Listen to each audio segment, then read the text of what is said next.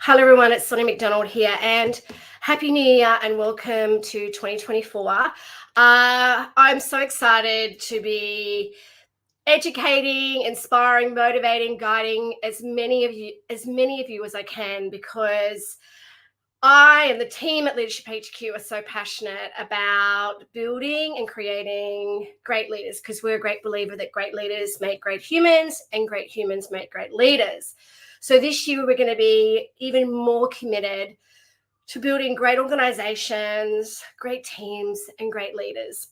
So I just wanted to share a couple of things, because I recently was thinking about this, because today I'm speaking at Griffith University to about 200 students. I've been doing this every January for the past decade. It is probably my favorite, if not one of my favorite keynotes of the year. I just love it. And talking to these future students, like they're 15 to 17-year-olds, I get on stage and I talk about leadership attitude. And it's just so humbling and amazing to share my insights for an hour to these beautiful young minds and these incredible future leaders. And I give lots of books away. And I recently put this book on Audible. You can see it in the comments if you'd love to listen to it, or if you'd love to get it, because it's on Amazon on my website. So I give this book away to all the students. And it's my first book that I wrote. And the reason why I love this book is it is a book that I'd love to give to my younger self, because it is about understanding that leadership is an attitude. It's not a role or title. That's definitely something I'd say to my younger self. I'd also get her to start researching and reading and understanding who she is, and researching and learning about leadership now, to get her hands on as many books as possible. I'd get her to focus on what makes she rocks, and all of this is in this book.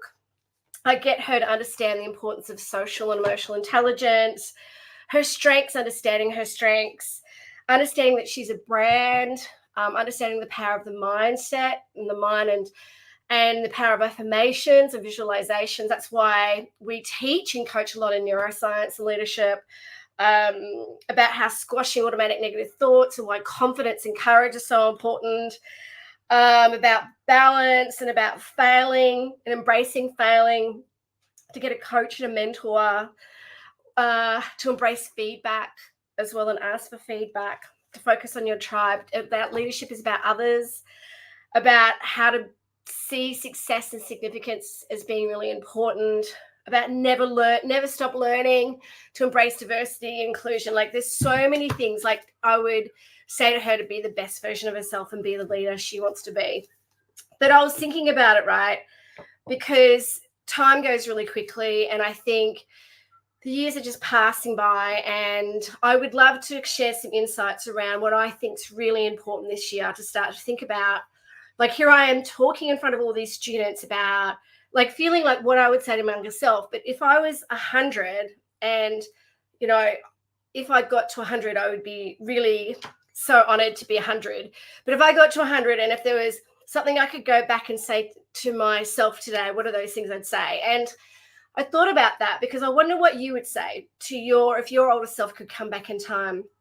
So I recently published a blog around this. It's on LinkedIn. It's called the Leadership Crusader newsletter. Subscribe to it.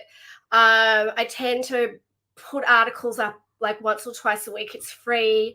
I try to share as much courage and knowledge and leadership and neuroscience and wisdom as I can. And I recently read a book called The Top 5 Regrets of the Dying. And I'm just reading some stuff here on the left-hand side. It was a really great book. I really recommend that you read it. There's so many books that I could recommend that I've read over the past couple of months. And, basically she says, I wish I had the courage to live a life true to myself, not the life others expected of me. I wish I hadn't worked so hard. So number one is an authentic life. Number two is, I wish I hadn't worked so hard. Number three is, I wish I had the courage to express my feelings. Number four is, I wish I had stayed in touch with my friends. And number five is, I wish that I let myself be happier. These are really true. And it got me thinking about, what would the 100-year-old Sonia say to her today? And I'm wondering what they would say to you. Like, if you could think about, your yourself in how many years' time? Like, what would you, if you had a time machine, what would you say? What would they say to you? And I think thinking like that kind of it's really beautiful and insightful. It keeps you on track. And around your values and your compass and what you want for yourself, because life is so precious and so short, right? And some of the things I've written, and I think that would be really, I think, pertinent and critical and crucial, right, for me to think about and for me to share with you. And I'd love to know what you think, are things like relationships. I think prioritizing relationships is really important.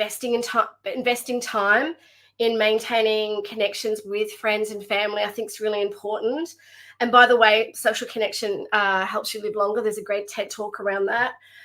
Embracing change and being courageous. I think one of the things that, I think if we think about COVID, one of the things that I think that was really kind of pertinent during COVID is the ability to be adaptable and to change.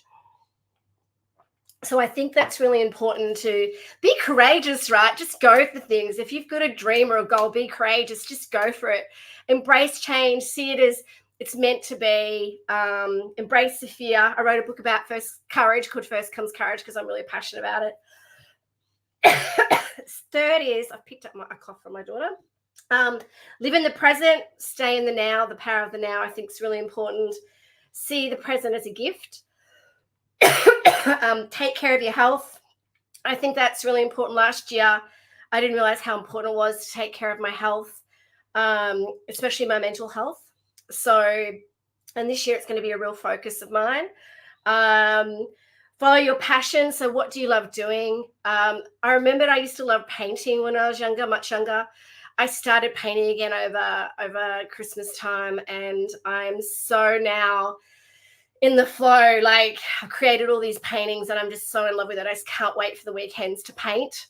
So think about, what did you love to do when you were little? Are you doing that? What are you passionate about? I think that's really important. I think one, and I know I keep talking about this, is learn continuously, have a growth mindset. So important to have a growth mindset. Learn, keep learning, keep growing. I think that's so important. And acquiring new skills.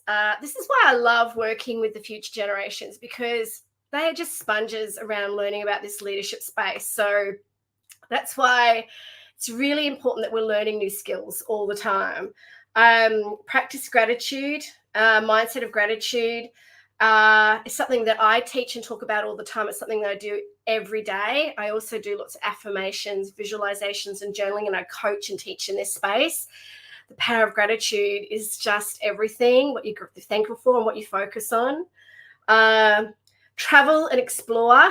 Yes, travel and explore. I remember I was speaking down at Port Macquarie a few months ago, and I was sitting outside the airport, and I was sitting next to this beautiful woman. I think she would have been in her 80s, and she was telling me how she's just come from, Central Australia. She'd been traveling Central Australia, and she was telling me that she was unwell and they had to get the flying doctors to come and get her. And she was sharing with me her insights around traveling.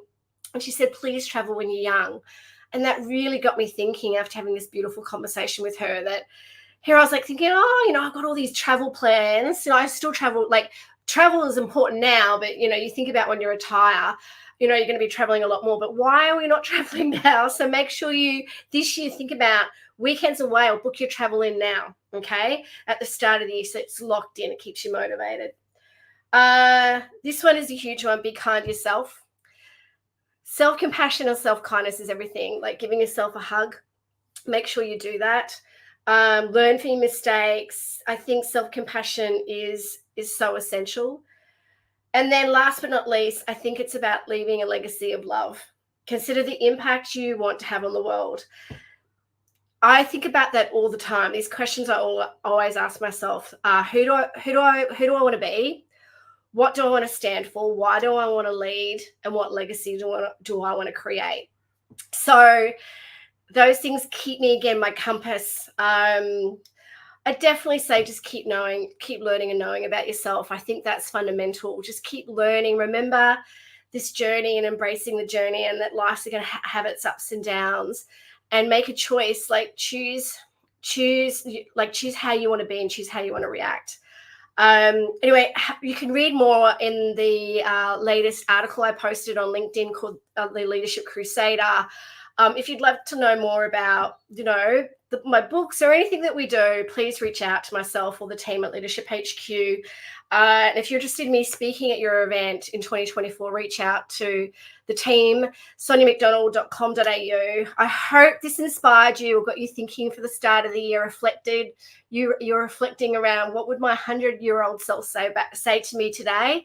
And I'd love to know, share it below. What do you think? And I definitely think as well, one thing that we need to do this year is really connect more with each other and keep asking people if we can help them. I think that kindness and the courage to step out and step in and go, how can I help you? How can I serve others? And be kinder to others. But it does start with self. But make sure you're really kind to others and you're cognizant of who can I help or serve this today or this week or this month, right? Keep thinking about leadership is about helping others be more, do more, and learn more. So remember to stay kind and courageous. Tell me your thoughts and comments below. I'd love to know. And thank you. And stay tuned for lots more lives and lots more exciting news and events that we'll be sharing in the coming months and weeks. All right. Have a beautiful day. And remember to stay kind. Thank you.